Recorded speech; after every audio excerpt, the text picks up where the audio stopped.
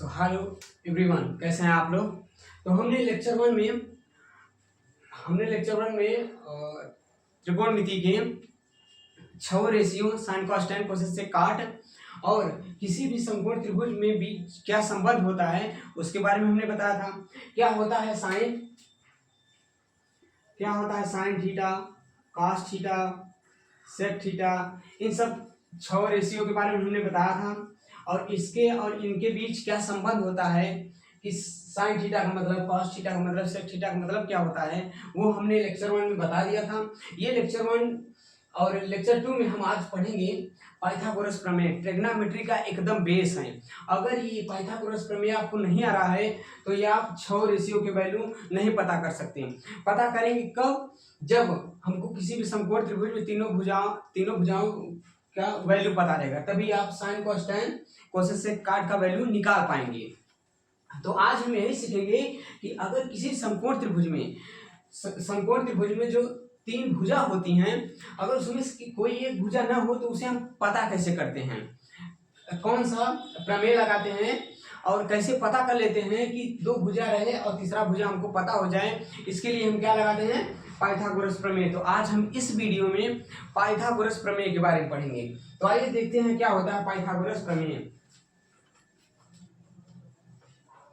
ये ट्रिग्नोमेट्री का एकदम बेसिक चीज है, ये आपको आना चाहिए। इसके बिना ट्रिग्नोमेट्री का क्वेश्चन सॉल्व मुश्किल है कर पाएंगे। तो आइए देखते हैं क्या होता है पाइथागोरस प्रमेय।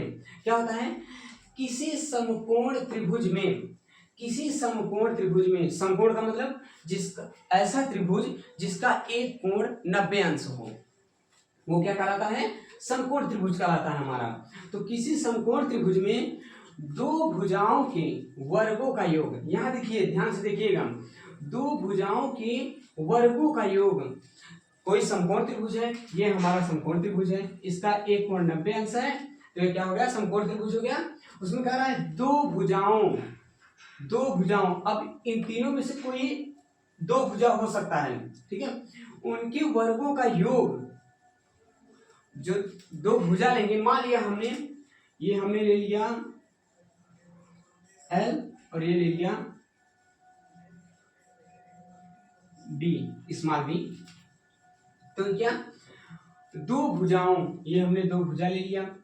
उसके बाद कह रहा है वर्गों का योग, दो भुजाओं के वर्गों का योग, ये दो भुजा हो गया, समकोण त्रिभुज का दो भुजा हो गया। तो उसका कह रहा वर्गों का योग, तो हमने क्या किया? इसका भी वर्ग कर दिया प्लस योग मीन्स जोड़ना। उसके बाद दूसरा क्या है? ये इसका योग, ठीक है। जैसा कह रहा वैसे लिख रहे हैं। किसी समकोण त्रिभुज में, ये है हमारा समकोण त्रिभुज में दो भुजाओं के वर्गों का योग, दो भुजा के वर्गों का योग वर्ग करके जोड़ दिया। शेष तीसरी भुजा, मान लिया तीसरी भुजा, अब ये पहला ये दूसरा, तो ये क्या हो जाएगा हमारा? तीसरा। मान लिया इसकी भुजा की लंबाई कितनी है? k है। इस भुजा की लंबाई l, इस भुजा की लंबाई b, इस भुजा की लंबाई k। तो क्या कह रहा है? दो भुजाओं के वर्गों का योग, शेष तीसरी भुजा, ये हमारा तीसरी भुजा के वर्ग के बराबर होता है, ये देखिए पाइथागोरस प्रमेय क्या कहता है?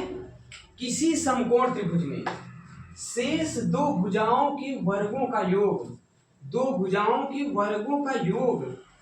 तीसरी भुजा के वर्ग के बराबर होता है। अगर हमें किसी समकोण त्रिभुज में तीनों भुजाओं की लंबाई पता है, ठीक है, या किसी दो भुजाओं की लंबाई पता है, तो हम तीसरी भुजा निकाल सकते हैं। किससे निकालेंगे? पाइथागोरस प्रमेय से।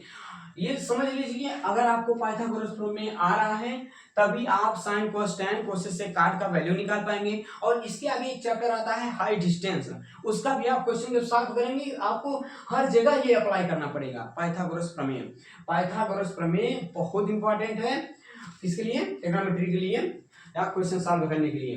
तो क्या कहता है? किसी समकोण त्रिभुज में किन्हीं दो भुजाओं के वर्गों का योग तीसरी भुजा के वर्ग के बराबर होता है। ये क्या है? हमारा पाइथागोरस प्रमेय है। अब हम सीखेंगे कि इसका प्रयोग कहाँ करते हैं। इसका यूज कैसे करते हैं वो समझेंगे। यहाँ देखिए, ये हमारा समकोण त्रिभुज है। ऐसे ही आपको क्वेश्चन में दिया जाएगा, एक समकोण त्रिभुज रहेगा, उसकी दो भुजा, कोई भी दो भुजा की वैल्यू दी रहेगी, तीसरी भुजा हमको निकालना रहेगा। तो वहीं हम क्या लगाते हैं, पाइथागोरस प्रमेय लगाते हैं। ठीक है, आइए एक एग्जांपल से समझते हैं। देखिए, अच्छा मैं आपको बता दूं नोट में, ये जरूर आप ध्यान रखिएगा, ये बहुत इंपॉर्टेंट है कि किसी समकोण त्रिभुज में, किसी समकोण त्रिभुज में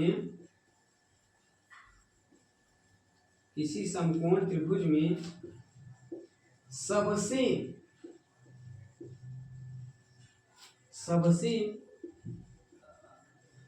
बड़ी भुजा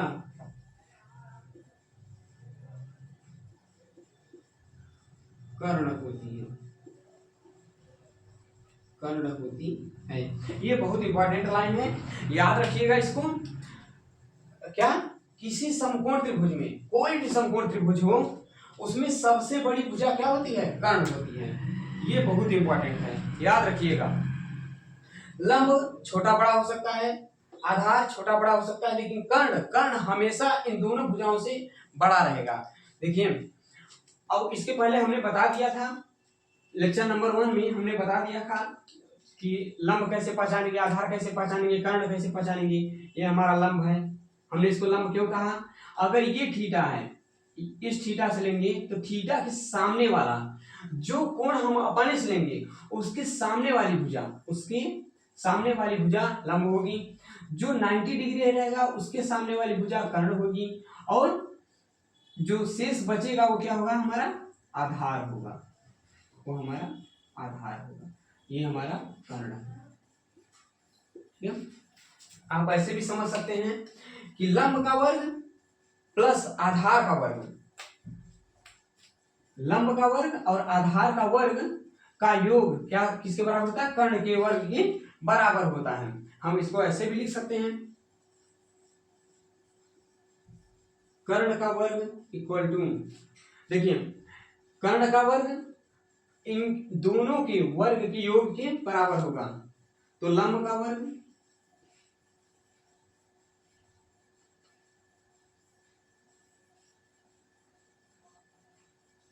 वर्ग धन आधार का वर्ग,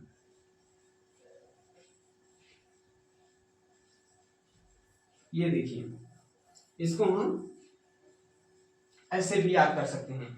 किसी समकोण त्रिभुज में जो कर्ण का वर्ग होता है वो लंब का वर्ग धन आधार के वर्ग के योग के बराबर होता है। ये हमारा पाइथागोरस प्रमेय है। अब हम समझते हैं कि इसको अप्लाई कैसे करते हैं। जैसे माना, एक हम आपको एग्जांपल देते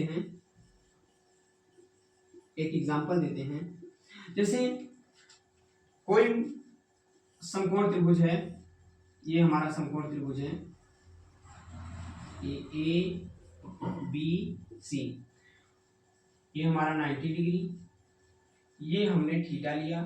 तो हमने बताया था थीटा के सामने वाला कोण क्या होता है, लंब होता है। तो यहाँ हमको पाइथागोरस प्रमेय लगाना है, उसका मतलब समझना है। तो मैं आपको बता रहा हूँ कि पाइथागोरस प्रमेय लगाते कैसे हैं और इसका यूज कैसे होता है। मान लिया इस त्रिभुज में हमको दो भुजा पता है, तीसरा भुजा पता करना है। मान लिया ये हमारा 5 सेंटीमीटर है, ये हमारा 3 सेंटीमीटर है, और हमको ये पता करना है। तो हम क्या करेंगे, हमको पाइथागोरस प्रमेय पता है। क्या होता है पाइथागोरस प्रमेय, कर्ण का वर्ग, ये सामने वाली भुजा कर्ण का वर्ग, लंब का वर्ग धन आधार का वर्ग क्या करना है, बराबर कर देना है। तो आइए देखते हैं। देखिए फार्मूला सबसे पहले लिखेंगे पाइथागोरस प्रमेय का। क्या होता है, कर्ण का वर्ग बराबर क्या होता है, कर्ण का वर्ग बराबर लंब का वर्ग धन आधार का वर्ग, यही हमारा फार्मूला होता है।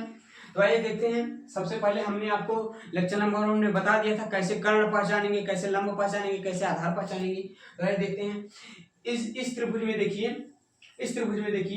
90 डिग्री सामने वाली भुजा क्या है, कर्ण। तो कर्ण की लंबाई कितनी दी है, 5।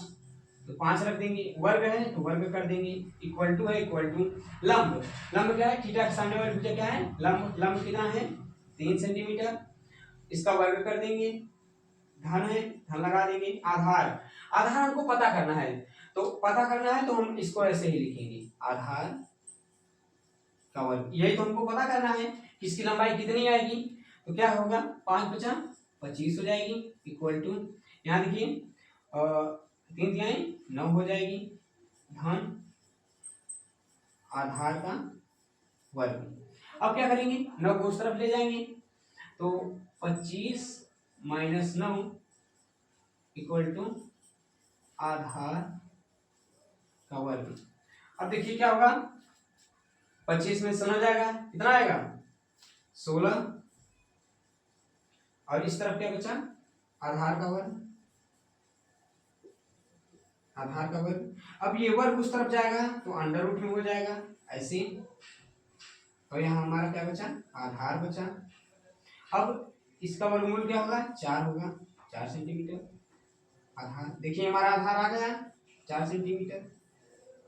तो पाइथागोरस प्रमेय इसीलिए लगाते हैं कि समकोण त्रिभुज में अगर हम मुझको 2 भुजा पता है, 2 भुजा की लंबाई पता है, तो तीसरी भुजा हम निकाल सकते हैं। ये देखिए हमारा कितना आ गया 4 सेंटीमीटर।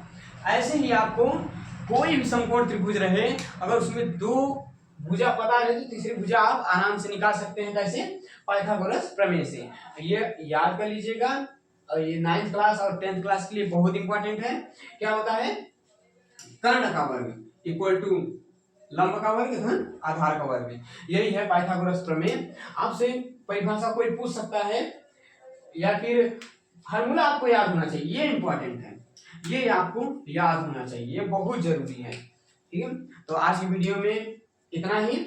अब अगली वीडियो में, अगले लेक्चर में हम आपको अच्छे क्वेश्चन सॉल्व कराएंगे और ट्रिग्नोमेट्री में बेसिक चीजें लेके आएंगे। Thank you.